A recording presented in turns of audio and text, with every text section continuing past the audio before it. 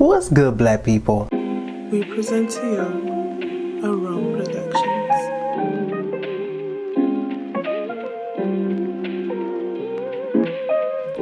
So today we're going to be discussing Miss Jessie Woo over here. For people who don't know her, she is very popular on social media, especially on Instagram.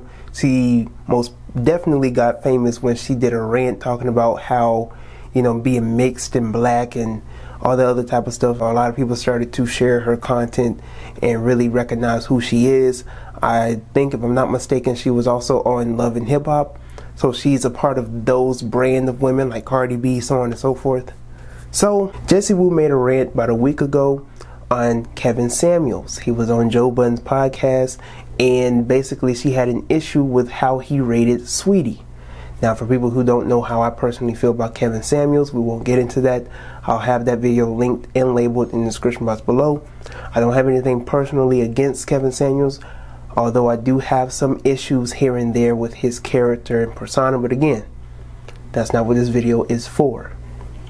Now, concerning what Jessie Woo has with Saweetie and how she had an issue with how Kevin Samuels labeled or rated Saweetie, this is basically what this video is about.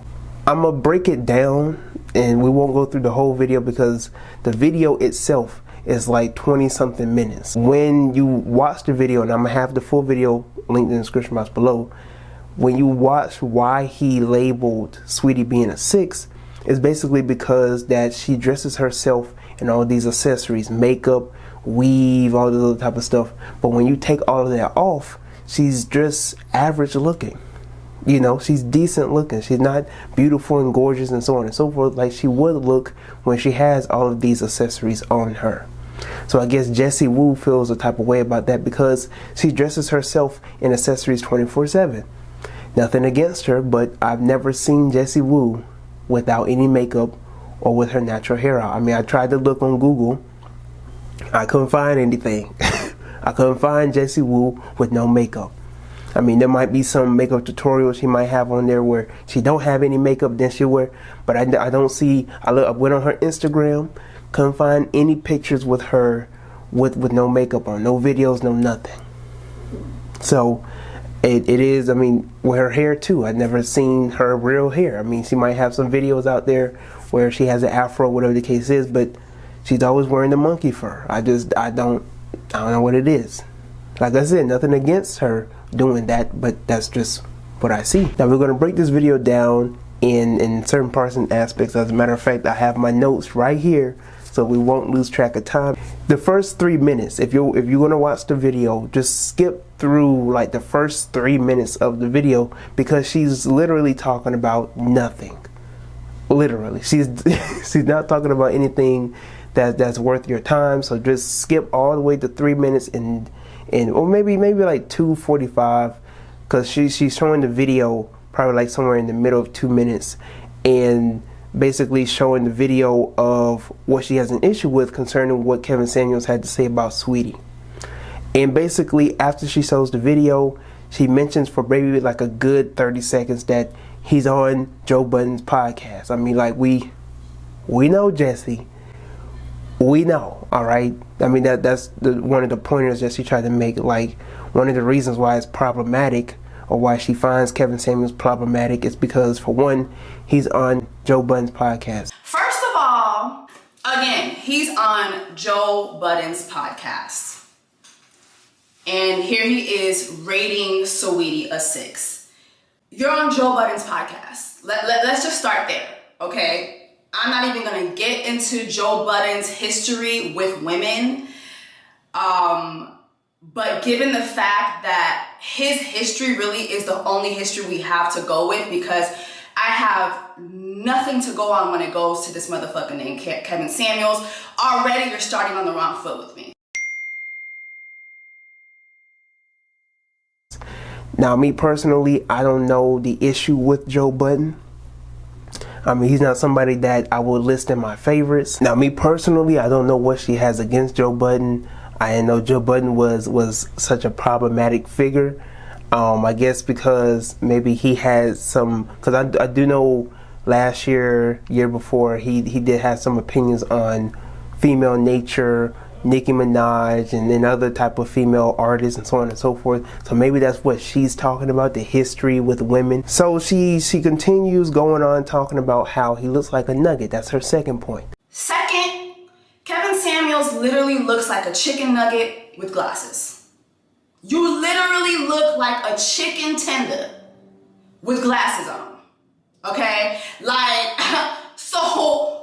Now, I don't know why would this be even a point to make on why you find Kevin Samuels problematic.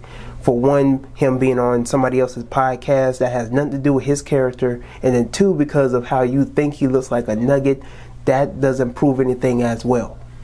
That I don't know where that even fits into play with why I should find Kevin Samuels problematic. Because he was on Joe Budden's podcast and you don't like Joe Budden, and because he looks like a nugget. Beyond me. She then tries to say that Kevin Samuels is colorist because he uses the examples of Pam Grier and Dorothy Dandridge as women who presented beauty. Grier. Go back to the 70s. Pam Grier is an 8. Yes. But she looks good. But the thing is, back then you would have seen someone like Diane Carroll. She's up in that 9 category. Dorothy Dandridge would have been up around that 10 area. So not only do you find Saweetie, not to be up there, but then when he goes on and he talks about these other women that would have been 9s and 10s, do you guys notice something? Like, what do all those women have in common? Dorothy Dandridge, Diane Carroll. What do all those women have in common? They don't look like me. They don't look like me. They're not dark skinned. You know what I mean? So already you're telling me that you're a colorist on top of that, because literally the lighter women are what you would first consider to be 9s and 10s. Do you guys notice something? Like, what do all those women have in common? Dorothy Dandridge, Diane Carroll. What do all those women have in common? They don't look like me. They don't look like me. They're not dark skinned. You know what I mean? So already you're telling me that you're a colorist on top of that, because literally the lighter women are what you would first consider to be 9s and 10s. Something twisted. But the last time I checked, wasn't Saweetie light skinned? Am I getting this correct? So she's trying to say that Kevin Samuels is a colorist, but he labeled Saweetie a 6, and Saweetie isn't dark skinned. She's light skinned. What was her point again? I'm just trying to understand this, right? But she took it as a way of saying that he was trying to say that light-skinned black women look better than dark-skinned black women. I don't know how she came to this conclusion. I really don't. I mean, I tried to add it up and it just didn't add up. I tried to put 2 and 2 together. It just didn't add up.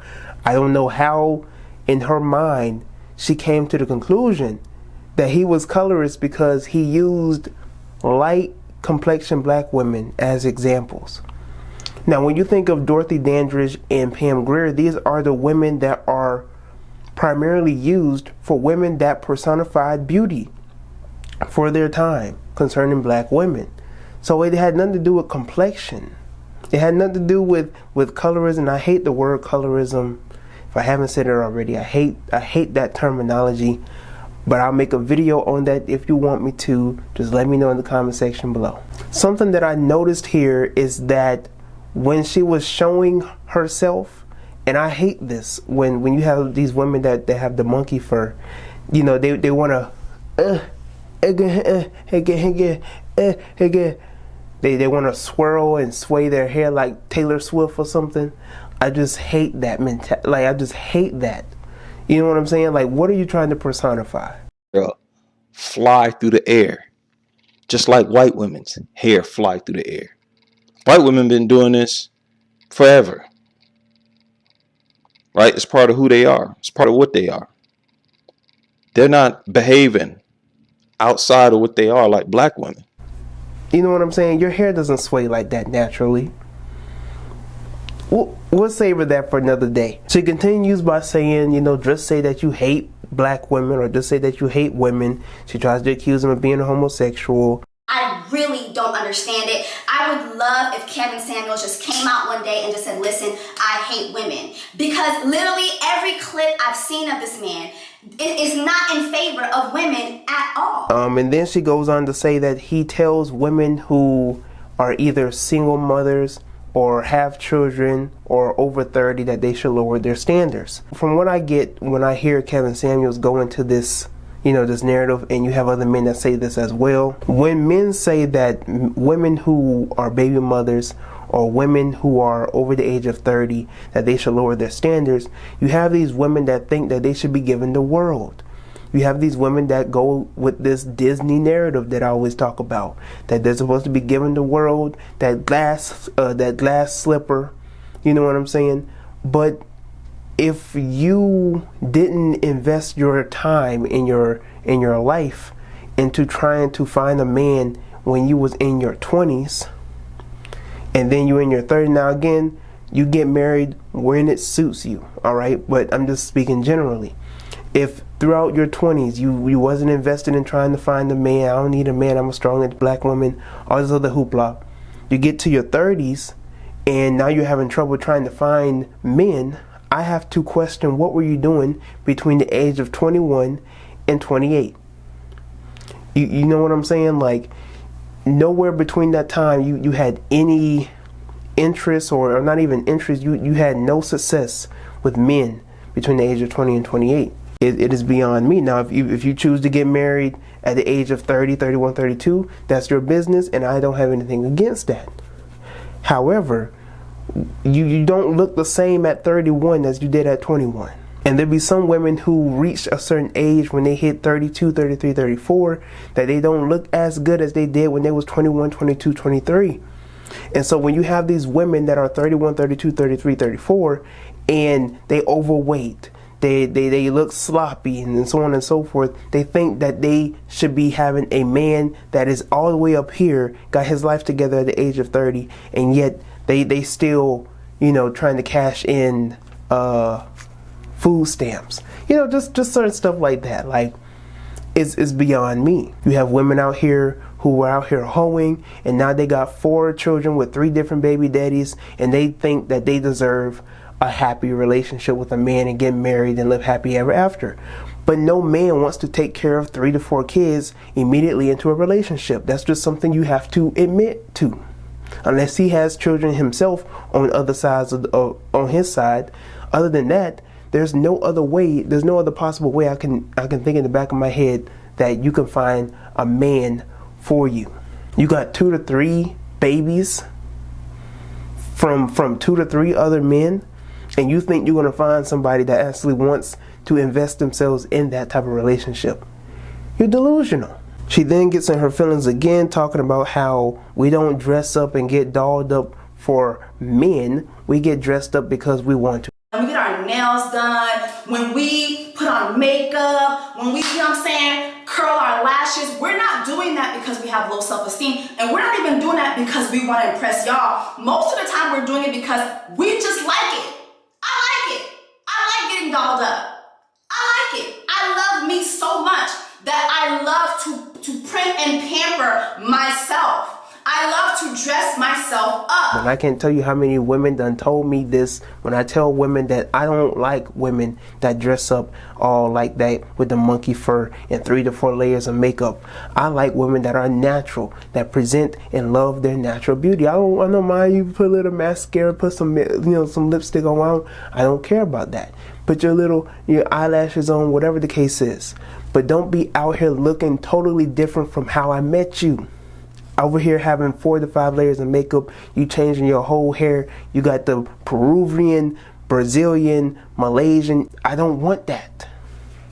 Rock the braids, rock the twist outs, rock the fro if you have to.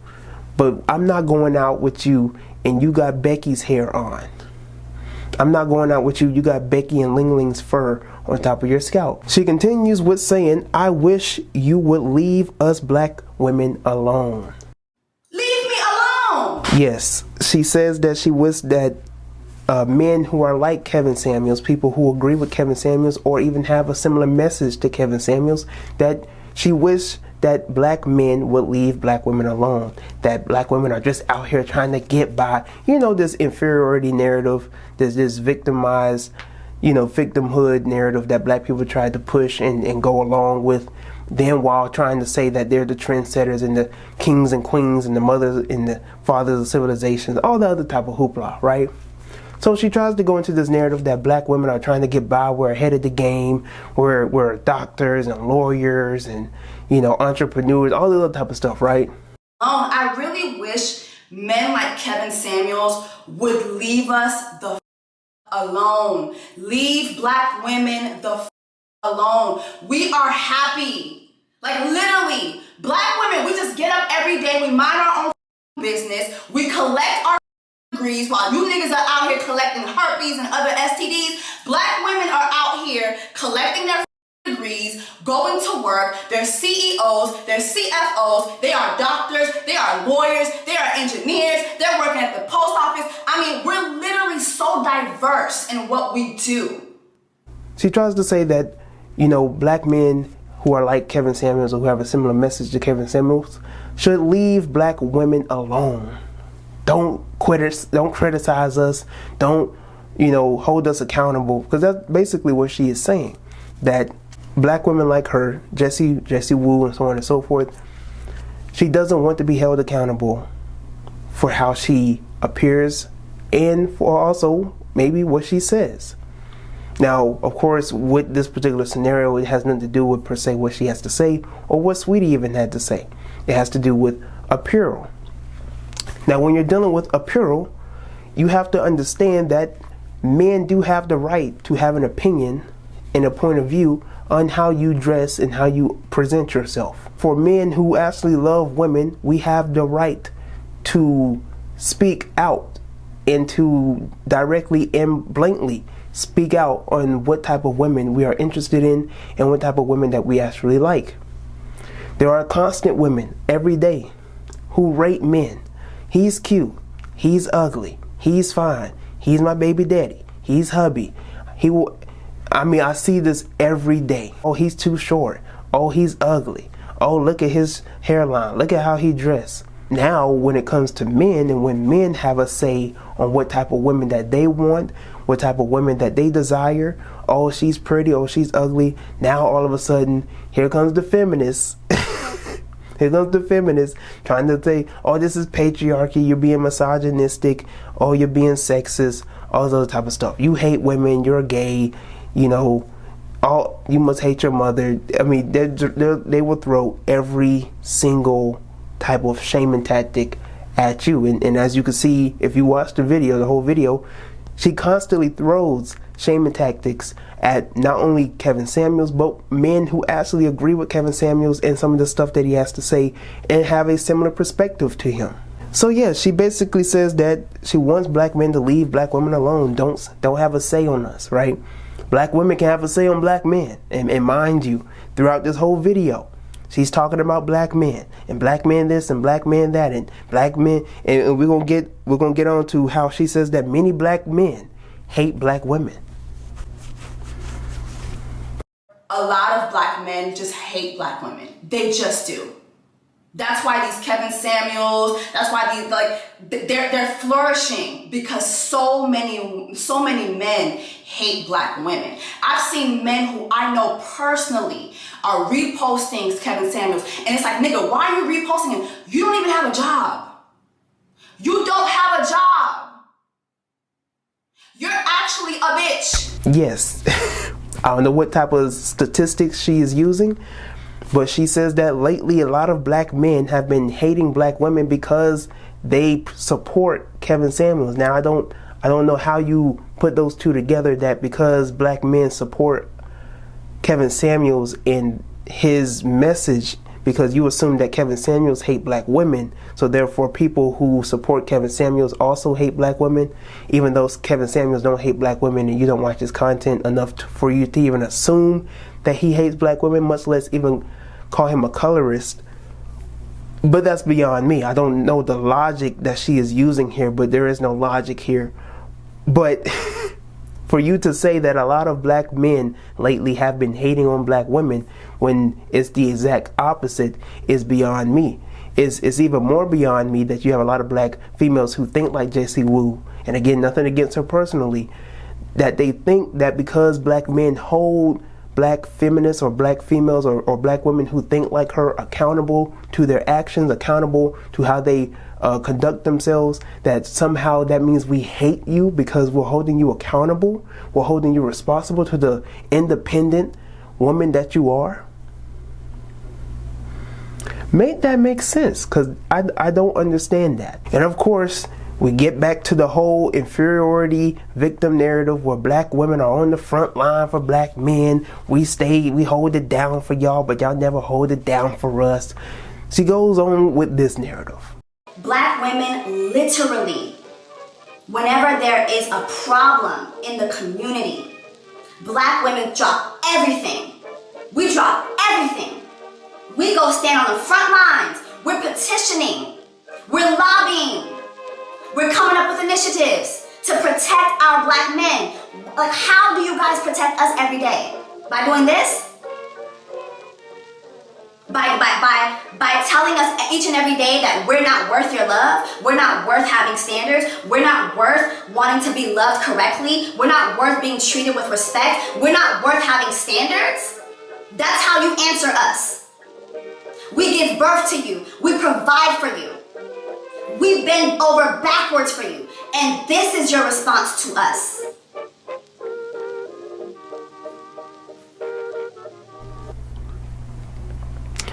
So as she continues to go on with this narrative, she basically concludes by saying that people who agree with Kevin Samuels and people who also think like Kevin Samuels, they have a similar message to Kevin Samuels, that they're trying to prevent the progression of black women. That's what she says. I don't know, again, I don't know where her statistics are. I don't know where she's getting this from. Is beyond me. I just I don't know. I tried looking it up myself. I just don't know where she's getting this narrative from, that black men are trying to prevent the progression of black women because we're speaking on issues that concern a particular category of black females, not talking about black women, but particular black females who have issues, particular black females that maybe a good amount of black men have ran into, where even Shahrazad Ali and Dr. French Cress Welsing have even mentioned these type of topics concerning black women. And a lot of black women don't want to address this because when it comes to accountability, a lot of females don't want to hold themselves accountable. A lot of females out here don't want to hold themselves to that standard of responsibility of where they have to worry about their reputation. They think that having a pretty face and a nice ass or whatever the case is can get them by, but it's not. So I mean, you can say that men hate women. You can say, oh, you must be gay. You can use every type of shaming tactic possible to run away from responsibility and accountability, but it's not going to work. But anyways, that's my critical analysis concerning the video that JESSIE Woo made on Kevin Samuels. But until next time, I'm Tyrone. Thank you for watching this video. If you like what I had to say, if you did not like what I had to say, let all your thoughts be known in the comment section below. Until next time, I'm Tyrone. Again, thank you for watching this video. Like this video, subscribe to my YouTube channel, and share this video with other people. Do not forget to like the video. Alright? Do not forget to like the video and subscribe to my YouTube channel. Share this video with other people. Until next time, I'm Tyrone, and I am out. Me, bruh. Well, let me just inform you that your mama black, your grandma black, your sister black, your niece is black, and you're all that. But I guess it's safe to say that you only appreciate them when their names are on a plaque. You only honor the sacrifices that your ancestors made once a month, but hate to deal with racism and the vivid issues that we sadly have to confront. I'm just being blunt. You're just being blunt. Don't take this the wrong way. Kissing up on the Caroline. I wonder what Emmett Till would say. Would he pat you on the back, reach your nowhere, take and tell you how much you're doing him justice? Or would he beat you, grab your head, tie your neck, cut your set, break your back, and tell you how much he's disgusted? All the black men and women that will lynch for white women, picture this. Your crucifixion mean nothing to this generation now, ain't that a bitch? They rather enjoy penetrating white bitches and they say they are winning. Creating babies with your enemy, that is straight insanity. Black woman had our back, yo, she always put us on the map.